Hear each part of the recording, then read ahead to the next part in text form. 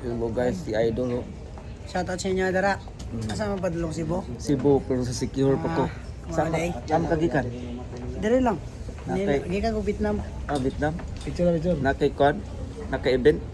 Wala na ko yung gusto manager. Kani USA, ito yung ating idol ha, bata pa pero masipag. Kusog ng malolo.